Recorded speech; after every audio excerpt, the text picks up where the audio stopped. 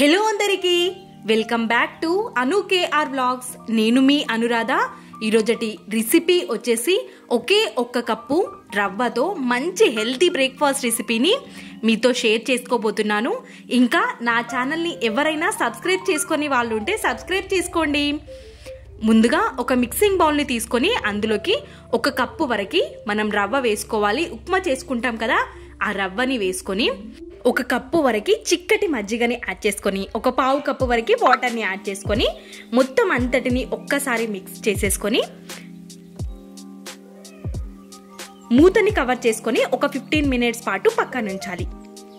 15 minutes తర్వాత తెరిచి చూస్తే మనకి రవ్వ వాటర్ని అదేవిధంగా మజ్జిగని అబ్జర్వ్ చేసుకొని కొంచెం థిక్నెస్ యాడ్ అవుతుంది. ఇప్పుడు ఈ మిశ్రమాన్ని ఒక మిక్సింగ్ బౌల్లోకి వేసేసుకొని మిక్సర్ జార్లోకి వేసేసుకొని మిక్సీ పట్టేసుకోవాలి. వీలైనంత మెత్తగా మిక్సీ పట్టుకోవాలి. మనం ముందుగానే రవ్వని నానబెట్టుకున్నాం కాబట్టి తొందరగా మెత్తగా అయిపోతుంది. పిండిని మిక్సింగ్ బౌల్లోకి వేసేసుకొని ఇప్పుడు అందులోకి పోపుని ప్రిపేర్ చేసుకుందాం. స్టవ్ పైకి ఒక గిన్నెని పెట్టేసుకొని అందులోకి 2 టేబుల్ స్పూన్స్ వరకు ఆయిల్ని యాడ్ చేసుకొని ఆయిల్ కొంచెం వేడైపోయిన తర్వాత ఒక హాఫ్ టేబుల్ స్పూన్ వరకు ఆవాలు, హాఫ్ టేబుల్ స్పూన్ జీలకర్ర, ఒక స్పూన్ వరకు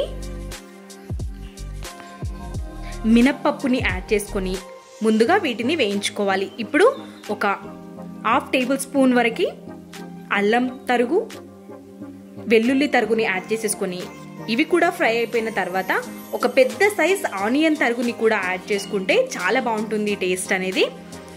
కాబట్టి వీటన్నిటిని కొంచెం ఫ్రై అవ్వనిచ్చి ఇప్పుడు ఇందులోకి మనం రెడ్ చిల్లీ ఫ్లేక్స్ని యాడ్ చేసుకోవాలి. రెడ్ చిల్లీ ఫ్లేక్స్ మీ దగ్గర లేకపోతే ఏం లేదండి, వెండిన మిర్చి ఉంటుంది కదా, అది ఒక్కసారి మనం మిక్సీ జార్లోకి వేసుకొని కొంచెం తిప్పామంటే సరిపోతుంది. మనకి రెడ్ చిల్లీ ఫ్లేక్స్ అనేది ప్రిపేర్ అయిపోతుంది. ఇప్పుడు మనం పెట్టుకున్న పోపు అనేది పిండిలోకి వేసేసుకొని కలిపేసుకోవడమే.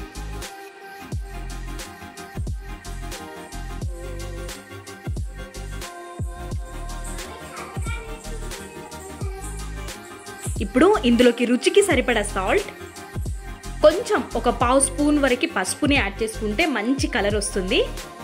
మొత్తాన్ని ఒక్కసారి మిక్స్ చేసేసుకొని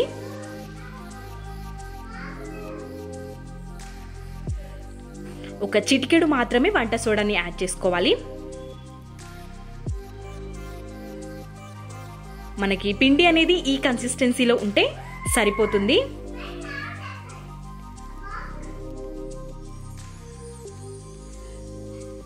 మూతని కవర్ చేసుకొని ఒక 5 మినిట్స్ పాటు పక్కకు పెట్టుకొని ఇప్పుడు మనం పోపు పెట్టుకునే గిన్నె ఉంటుంది కదా, అందులోకి ఒక 2 టేబుల్ స్పూన్స్ వరకు ఆయిల్ని వేసుకొని మొత్తం అంతటిని స్ప్రెడ్ చేసుకోవాలి.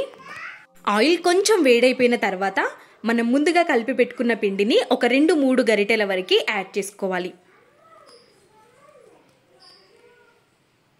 ఈ విధంగా మొత్తం ఈక్వల్గా అయ్యే విధంగా ఇక్కడ నేను చూపిస్తున్న విధంగా మీరు స్ప్రెడ్ చేసుకున్నారంటే కరెక్ట్ షేప్లో వస్తుంది. ఈ విధంగా లో టు మీడియం ఫ్లేమ్లో పెట్టుకొని వేయించుకోవాలి. కొంచెం వేగిపోయిన తర్వాత టర్న్ చేసుకొని ఖచ్చితంగా లో టు మీడియం ఫ్లేమ్లోనే కాల్చుకుంటే లోపల మొత్తం మంచిగా వేగిపోతుంది.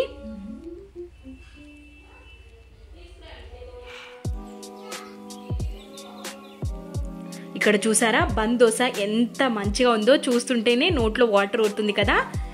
ఇలాంటి మరెన్నో రెసిపీస్ కోసం అను కేఆర్ వ్లాగ్స్ని సబ్స్క్రైబ్ చేసుకొని సబ్స్క్రైబ్ పక్కన ఉన్న గంట సింబల్ని క్లిక్ చేయడం అస్సలు మర్చిపోవద్దు. ఇలాంటి మరెన్నో రెసిపీస్ మన ఛానల్లో ఉన్నాయి కాబట్టి ఒక్కసారి మన ఛానల్ని విజిట్ చేసి మీకు కావాల్సిన వీడియోస్ అన్నీ చూసేయచ్చు.